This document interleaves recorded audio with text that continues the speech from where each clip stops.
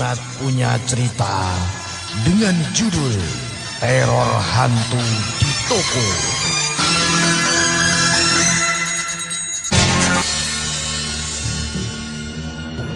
Hidup bagaikan roda berputar, terkadang di bawah dan sebaliknya di atas. Hidup hanyalah sekedar mampir makan dan minum.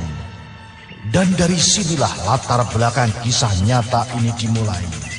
Inilah cerita nyata dari Genaldi.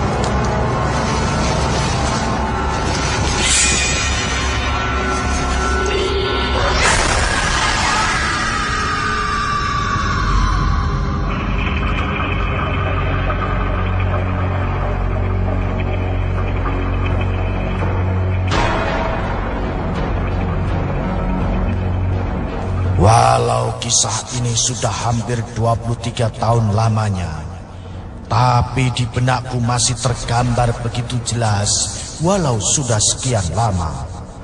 Tentu ini adalah pengalaman hidupku yang tidak pernah terlupakan, walau sudah hampir seperempat abad lamanya.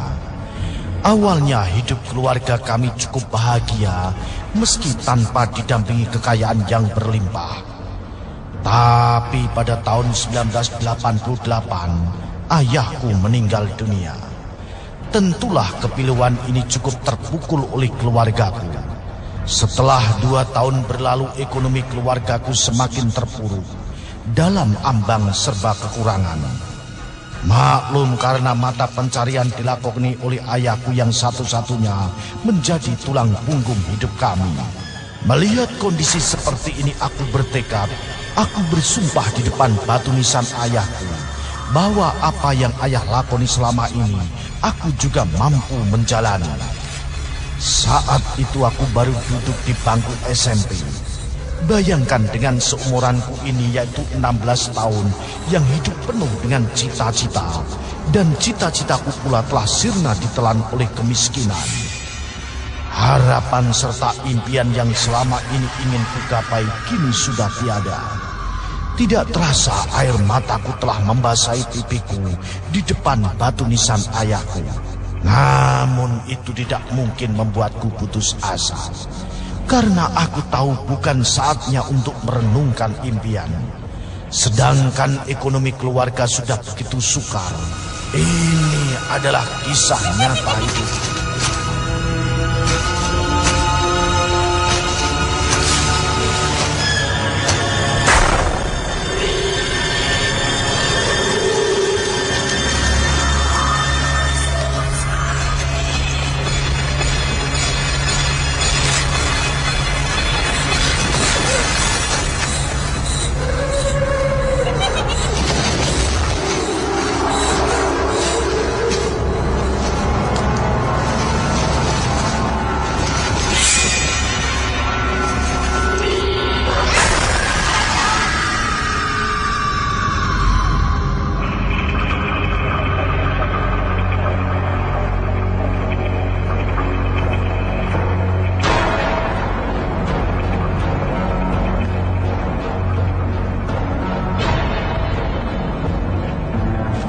Pada tahun 1990 April 16, hari Jumat yang masih begitu jernih diingatanku, aku berangkat ke kota cari kerja dengan membawa koper yang berisikan beberapa baju kusam dengan berbekal uang Rp8.000.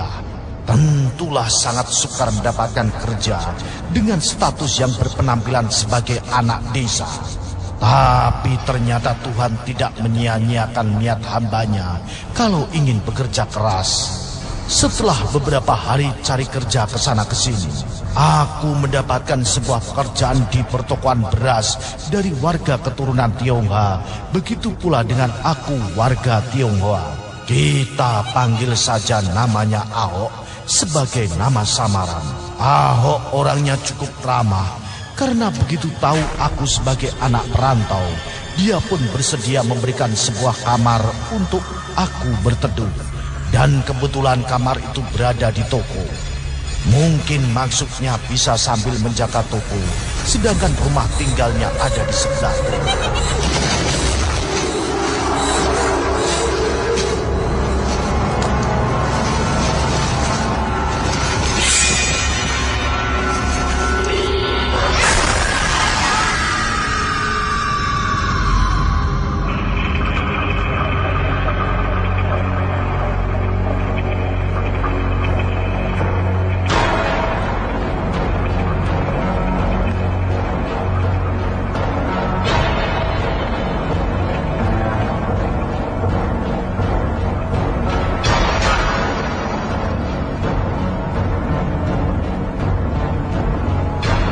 Setelah hampir 2 tahun lamanya aku bekerja di sana, memang ada kejadian-kejadian aneh. Seperti suara orang batuk dan suara orang bernyanyi. Tapi aku tidak gentar dengan kejadian itu, karena gaji aku cukup lumayan dari penilaianku sebagai status anak desa.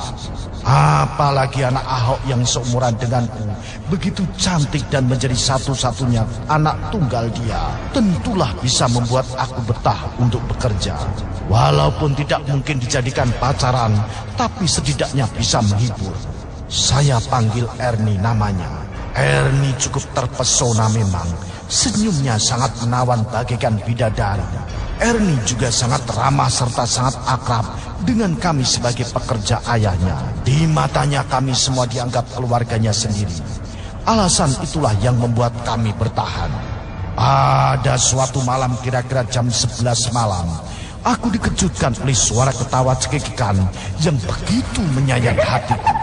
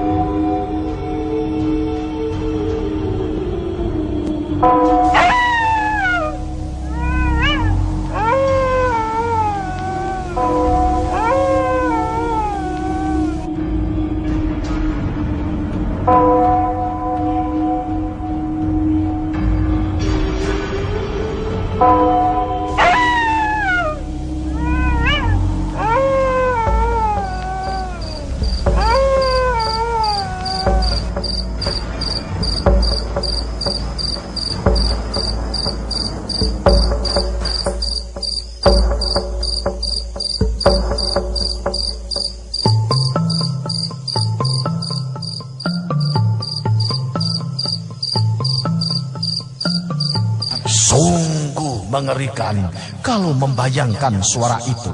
Dengan perasaan was-was aku memberanikan diri untuk melihat sosok yang mengeluarkan suara itu. Setelah aku telusuri asal suara yang menurut pendengaranku ada di belakang, ternyata ada seseorang berpenampilan cukup aneh yang membelakangiku dan sesekali mengeluarkan suara cekikikan.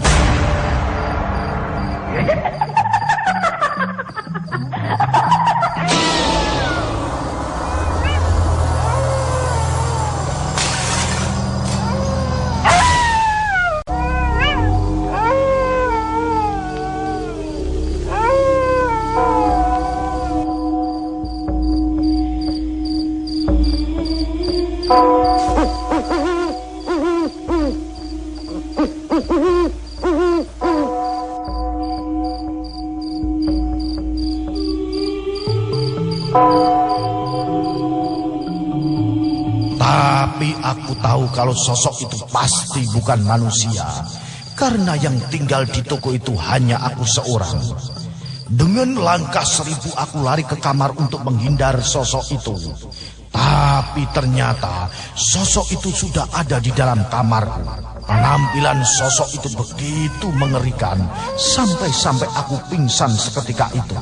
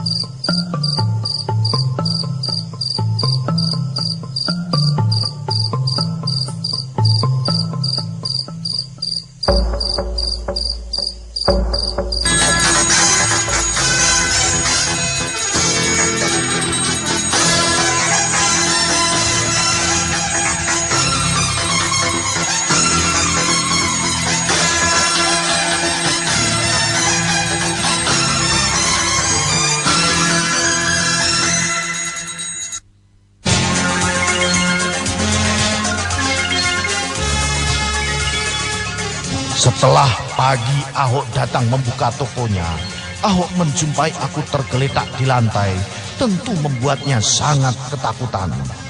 Dengan cepat Ahok terus memanggil aku dan seketika itu pun aku sadar. Setelah aku jelaskan apa yang terjadi semalam, sontak saja Ahok ikut kaget. Saat itu Ahok pun mulai bercerita kalau 4 tahun yang lalu, karyawannya sempat melihat pemandangan yang sama seperti aku lihat semalam. Dan juga sering mendengar ada yang bernyanyi atau orang yang lagi batuk pada waktu tengah malam. Aku juga jelaskan kalau soal orang batuk atau orang nyanyi sudah sering aku dengar. Tentunya membuat Ahok sangat terkejut atas penuturan aku. Pagi itu niat buka toko pun diurungkan Ahok. Dan Ahok langsung suruh aku ke rumahnya. Dia menyuruh aku pulang dulu saja, besok ke kampungnya. Memang saat itu Imlek tinggal 3 hari lagi. Niat baik Ahok tentunya membuat aku cukup senang. Setelah berpamitan, keesokan harinya dengan Ahok dan istrinya serta Erni aku pun pulang. Setelah merayakan Imlek bersama keluargaku di kampung dalam waktu 2 minggu, aku pun berangkat lagi ke tempat Ahok untuk melanjutkan kerjaku. Tapi ternyata semua musibah telah melanda keluarganya. Aku mendapati bahwa sekeluarganya telah meninggal dunia dalam sebuah kecelakaan di daerah Medan. Mobilnya bertabrakan dengan bis yang menuju Jakarta. Mendapatkan kabar seperti itu tentunya air mataku telah membanjiri di pipiku. Ahok dan istrinya serta Erni yang begitu cantik kini sudah tiada. Yang tinggal hanyalah kenangan. Ternyata pamitan aku waktu itu menjadikan akhir dari perjumpaanku. Sampai saat ini aku masih mengenang kebaikan Ahok, istri dan putrinya. Sampai-sampai aku meneteskan air mata saat menceritakan hal ini.